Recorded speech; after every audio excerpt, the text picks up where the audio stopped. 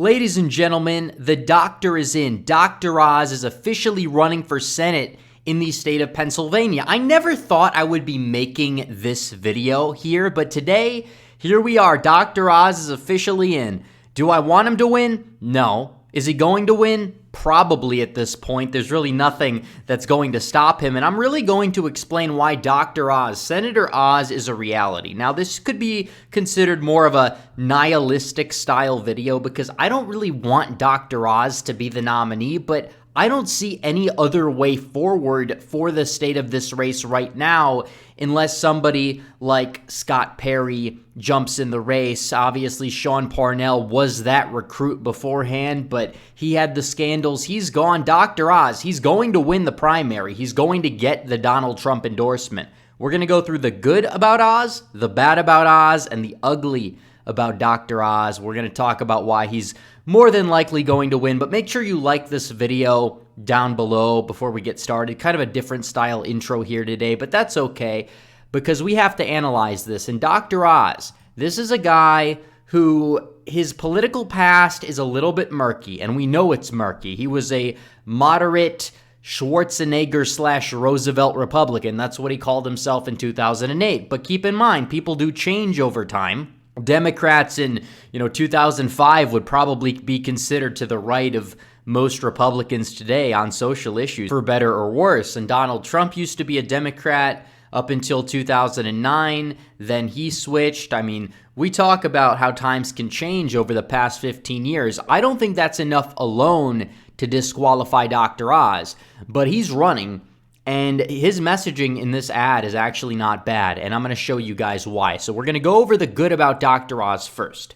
And we know this. It seems like he has a good healthcare plan. It seems like economically, he's a populist. He is an economic nationalist. He does want to keep jobs in America. We understand that. But we're not just a movement that is supposed to be built only and solely on economic nationalism. Economic nationalism is good, but economic nationalism is not enough without any form of social conservatism. So I do want to play this ad because it actually is a pretty good ad, and I do want to go over it. So we'll start with this. My parents came to America to find a better life, and they did. I attended great universities, raised a family, and became a successful surgeon. I invented a heart valve that saves thousands of lives. Then I started a TV show to advocate for you taking control of your health, and took on the medical establishment to argue against costly drugs and skyrocketing medical bills. But COVID has shown us that our system is broken. We lost too many lives, too many jobs, and too many opportunities because Washington got it wrong. They took away our freedom without making us safer and tried to kill our spirit and our dignity. As a heart surgeon, I know how precious life is. Pennsylvania needs a conservative who will put America first, one who can reignite our divine spark, bravely fight for freedom, and tell it like it is. That's why I'm running for Senate. I'm Dr. Oz, and I approve this message. So actually not the worst ad. We know that ad is actually pretty good, but keep in mind, he's kind of co-opting that label, America First. We don't know where he stands on immigration. We don't know where he stands on a lot of things. Yeah, maybe economically he would be America First, right? A lot of people are saying, well, Dr. Oz is, bringing something new to the table regarding healthcare. I've talked with several people that say his healthcare plan is good. They say that his economic policy is fairly good, and we like to hear that.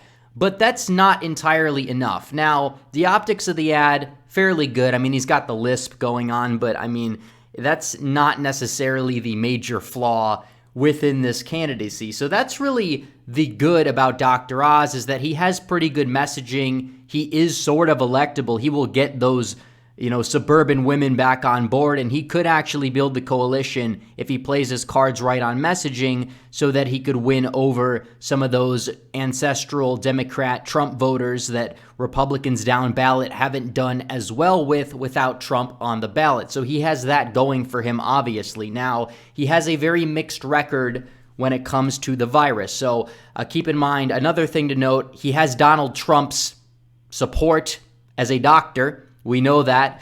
He has supported Trump in the past, and New York Times was very angry about that in this article here. But does that mean that Dr. Oz is going to be super Trumpian? Not necessarily, but he honestly may get Trump's endorsement. And I don't necessarily see that as a good thing, by the way. Now, we could look at the rest of the field here before we get into the bad stuff, and we could say, okay, look at the other Republicans running. Sean Gale, I like him, but does he have the name recognition and ability to get that name ID up there so he can win? I don't know. A lot of people in MAGA Inc. are propping up Carla Sands. I don't necessarily know if I fully trust her on her past issues. She was in Trump's cabinet, but a lot of people that were in Trump's cabinet are not so good, and we know that. Jeff Bartos, the lieutenant governor, he's run-of-the-mill, even though he may have name recognition. Nominee for lieutenant governor, he didn't win. And then you have some other irrelevant businessmen and candidates that are not serious in the race as well. And on the Democrat side, we know what's going to happen. It's going to be John Fetterman, who is a lunatic. He is super far left-wing, we know that, and you have Connor Lamb, who is a fake moderate, but honestly, Fetterman has higher name ID statewide, and I think Fetterman would do better in the primary because Connor Lamb has tried to pass himself off as like a conservative Democrat in the past, and that I don't think that's really going to play out too well in this primary as we see here, but Fetterman, big dude equals safe D? No, not really, but in the primary, could it work? Yeah, probably could work out for him in the primary. But that's going to be about it. In the general election, it's probably going to come down to Dr. Oz and John Fetterman in one of the most eccentric matchups that we will probably ever see for years to come. I mean, it's insane what we're seeing here, but nobody else in this field is going to beat Dr. Oz. Do I want that to be the case? No, I want Scott Perry to run, actually, but it doesn't seem as if Scott Perry is going to run. He hasn't declined to run, according to Wikipedia. He's not in the potential candidates either, and he has not publicly expressed any interest. He would be the best candidate. He's unabashedly America first. He's like an Andy Biggs, but in Pennsylvania. He's a very good fit for the state, but instead, they're probably going to settle on this celebrity doctor character who has a history of being a social liberal, and it's a disaster. And the Republican Party in Pennsylvania should be ashamed at how weak their bench is, how they drop the ball so poorly in this race that some doctor from out of state, I mean, he grew up in the state, to my knowledge, but he's relatively lived outside of the state for most of his life, is essentially going to carpetbag and be the instant Republican nominee. And we know this. And he'll probably, like I said, will get Trump's endorsement in the process. You look at the polling here. Parnell was up in the polls. Nobody's even cracking double digits. Oz, just being a celebrity entering the race, is probably going to get double digits overnight. And if he gets Trump's endorsement, yeah, he's probably going to run away with this thing. But like I said, that's some of the good we talked about. Now it's time to talk about the bad, why I don't support Dr. Oz. And obviously, this is one of the big reasons. Social liberal here. This is a tweet here that essentially exposed that Dr. Oz supported trans kids in 2010. 2010, yeah, times change, but do you really think that this guy has done a complete 180 on social issues if he was supporting these children transitioning their genders back in 2010? Really? Do we really think that? I don't really think so. And this is the state of the Republican Party. This is the failure of the big tent. You're letting everybody in because they might have one or two issues that they agree with or that they like Trump in the past, and oh, it doesn't matter, welcome them to the tent because it's the big tent. No, it's going to be a clown car. I mean, even 2010, you talk about he was to the left of a lot of Democrats at the time when it came to this issue. I mean, seriously, we're supposed to be the bulwark against degeneracy in society, yet in 2010 you're supporting children being able to switch their genders on a whim. It's ridiculous. It should not be welcomed within the Republican Party, honestly. It shouldn't. It doesn't matter what his other opinions are. This is not something we need to go down. This is not the path we need to go down. This is not America first. This is not supporting the American family. This is playing into the left's socially Marxist agenda. And we understand this. And we know that in the past, Dr. Oz has retweeted on his Twitter account just a few weeks ago, by the way. This is not 10 years ago, a few weeks ago, retweeting cartoons that were in support of giving doctors racial bias training or whatever that means, also known as critical race theory. We understand they like to use the term critical race theory. I prefer the term anti-white indoctrination, but either way. So Dr. Oz is not even to like a Glenn Youngkin level when it comes to the social issues, and we know this. And obviously this tweet in and of itself mentions that Oz is pro-mask or pro-child vax. His record on the virus is definitely a little bit murky. So I'm not going to say if that's entirely the truth one way or the other, but either way, even if it's half true, which I believe it to be at least half true when it comes to those two things,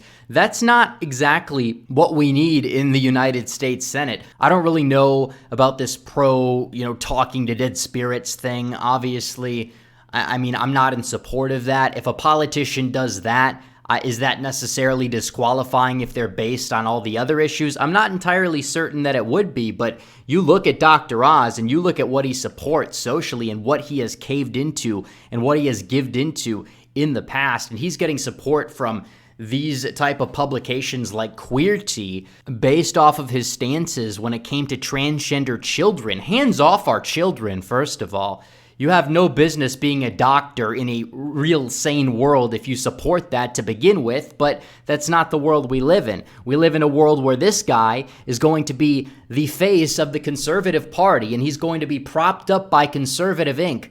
just because he's a celebrity and he supports economic nationalism and he's running for Senate in Pennsylvania. And he's probably going to win, by the way. I'm not saying that it's a good thing that he's going to win. Once again, I might have to reiterate that for some people. But he probably is going to win. Tell me who's going to beat this guy. I would rather have Sean Gale, probably even Carla Sands, over Dr. Oz. But Dr. Oz probably has the name recognition. He has the messaging to carry him over the finish line. He really does. It's insanity. And the opposition on the Democrat side is awful. If he gets the nomination, he's probably going to win the general election, for better or worse, unless something changes. But Dr. Oz, Senator Oz, we're probably going to see it. Is it a good thing? No. Maybe he is good on a couple issues, and that might carry him to the finish line on the Republican primary, but still, supporting trans kids on his show, promoting the idea that children can just change their gender on a whim, we're losing on so many issues right now, as a movement, as a party, to the point where we're caving on the fact that men are not actually men and women are not actually women, and that there are more than two genders. I know it's like the traditional conservative tagline, there's only two genders. Well, you can't even stand up for that anymore at this point. That's exactly where we are right now, and it's disgusting. And the Republican Party in Pennsylvania dropped the ball yet again. Dr. Oz, Senator Oz, probably going to happen, for better or worse. So anyways, guys, thanks for watching this video. Please like this video down below, comment down below, and subscribe to the channel. Hit the bell for notifications so you never miss another video. Follow me on social media. The links are all in the description down below. As always, guys, thanks for watching. Red Eagle, out.